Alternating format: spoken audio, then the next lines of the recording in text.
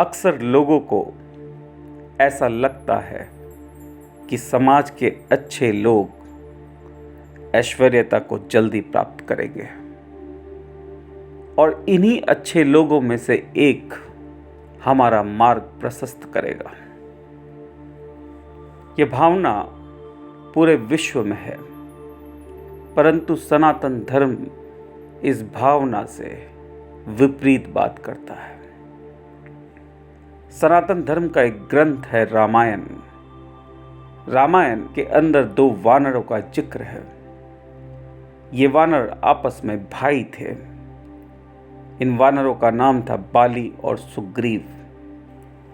बाली बुरी आदतें, बुरे संस्कार का प्रतीक है और सुग्रीव अच्छी आदतों और अच्छे संस्कारों का प्रतीक है। भगवान श्री राम अपनी पत्नी सीता की खोज कर रहे थे, व्याकुल थे, और तब हनुमान जी ने उन्हें सुग्रीव से मिलाया और सुग्रीव को प्रसन्न करने के लिए, अपनी तरफ लेने के लिए भगवान श्री राम ने बाली का वध किया।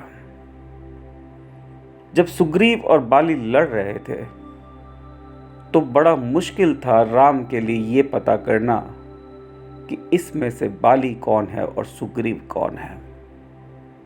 दोनों एक समान दिख रहे थे। फिर उनमें से सुग्रीव के गले में एक माला डाल दी गई ताकि ईश्वर को समझ में आए कि सुग्रीव कौन है और बाली कौन है। इसका अर्थ ये है कि ईश्वर की नज़र में बुरी आदत या अच्छी आदतों का कोई ज़्यादा फर्क नहीं है। सुग्रीव जीत गया। राम ने बाली की हत्या कर दी, परंतु जब बाली ने राम से अपने वध का कारण पूछा तो राम के पास विशेष जवाब नहीं था। उन्होंने नैतिक धर्म की बात करी, राजनीतिक धर्म की बात करी कि चूंकि भरत राजा है और मैं राजा की तरफ से युद्ध कर रहा हूं तो मुझे शरणागत की रक्षा करना जरूरी था और इस वजह से मैंने तुम्हारी हत्या की। ये तर्क न तो राम को न्यायोचित लग रहा था न बाली को, सिर्फ कहने के लिए कह दिया गया। ईश्वर की नजर में इन दोनों वानरों का एक ही स्वरूप है। सुग्रीव जीत गया, परंतु जीतने के बाद उसने क्या किया? जीतने के बाद उसने तारा से विवाह किया और किष्किंधा में राज करने लगा। भोग विलास में विलुप्त हो गया। राम और लक्ष्मण प्रतीक्षा करते रहे, पर सुग्रीव ना आया और लक्ष्मण को जाकर सुग्रीव को डराना पड़ा। उसे कहना पड़ा कि जो तुम्हें दिया है वो मैं वापस भी ले सकता हूं। और इस डर से सुग्रीव ने राम का साथ दिया। समाज में अच्छाई और बुराई तकरीबन इसी प्रकार की है। बहुत सारे लोग जो अच्छे दिखते हैं वो ईश्वर के भय की वजह से अच्छे दिखते हैं। मैंने सुग्रीव की बुराई कर दी, इसका मतलब ये नहीं कि मैं बाली का विज्ञापन करूंगा। बाली गलत है।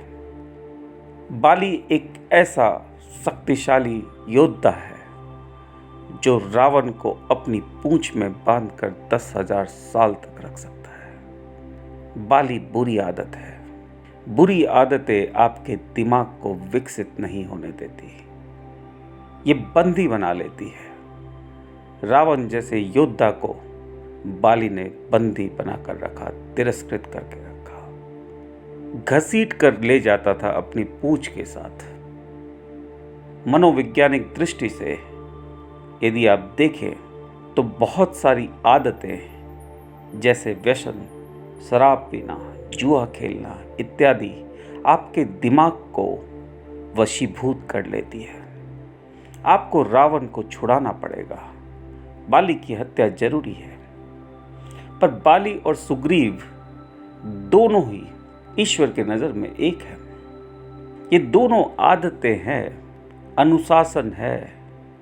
आदतें भी एक प्रकार का अनुशासन ही होती है।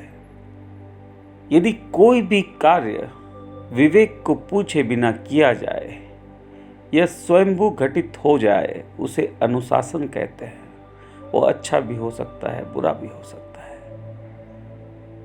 रोज मंदिर जाना भी एक अनुशासन है, और कुछ शराबियों के लिए रोज मैखाने में जाना भी एक अनुशासन है।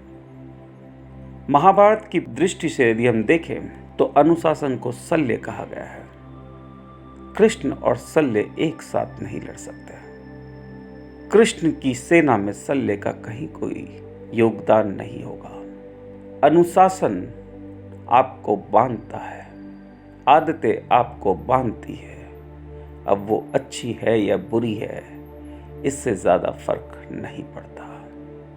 बाली एक बुरी आदत है, परंतु बाली के एक पुत्र हुए और वो पुत्र आपके जीवन में बड़ा कारगर होगा। ये पुत्र का नाम है अंगद। मनोवैज्ञानिक दृष्टि से अंगद का मतलब है जिद, ईश्वर प्राप्ति की जिद, सत्य को ढूंढने की जिद। ये जिद आपको आगे ले जाएगी। ये अच्छी आदतें और बुरी आदतें सिर्फ समय का व्यर्थ करना है। आप यदि किसी अच्छे व्यक्ति को एकांत में छोड़ दें, उसे ना देखें, तो बहुत बड़ी संभावना है कि ये अच्छा आदमी कुकर्म करेगा। और यदि बुरे व्यक्ति को एकांत में छोड़ दें तो हो सकता है कि वो कुछ अच्छे कर्म कर जाए। एक अच्छे व्यक्ति के अंदर उसका कुकर्म दबा पड़ा था, उसकी बुरी आदतें दबी पड़ी थी, वो उसे उजागर कर रहा है। अच्छा होना तनावपूर्ण था, वो अच्छा बन रहा था क्योंकि ईश्वर से भय था। यदि भय खत्म हो जाता तो ये अच्छा व्यक्ति शायद अच्छा नहीं रहता। दिक्कत अच्छाई या बुराई में नहीं है।